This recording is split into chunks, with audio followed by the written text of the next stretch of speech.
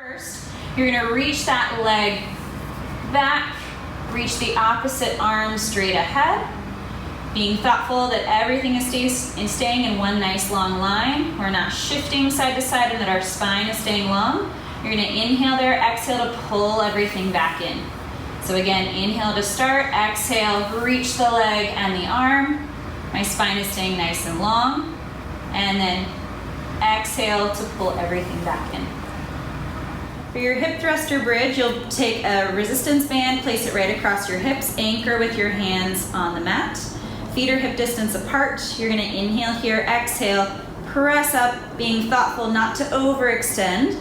Keep that rib cage connected, tailbone long. Inhale at the top, exhale to slowly lower back down with control. Shell here, we're gonna start on your forearm. Rest that elbow right underneath your shoulder, connecting this lower side of your abdominals so that you're also getting an oblique connection with your clamshell at the same time. Hips are gonna be stacked, feet are stacked as well. They're gonna stay in that position throughout the exercise.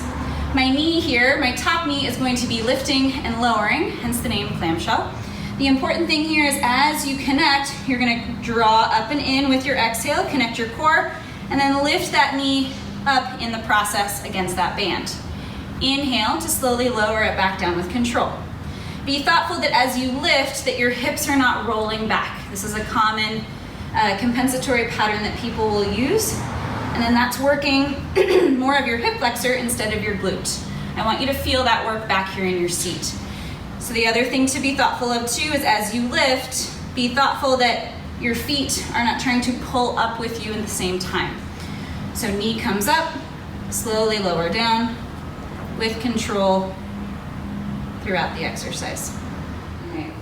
Air squat against gravity, working on hip hinge mechanics. You can take a dowel or a broomstick, place it across your waist. Take your hands, palms facing back behind you to connect your lats and help your rib cage square over your pelvis. You're gonna inhale here as you sit back. Imagining that you have a chair behind you that you're sitting back into.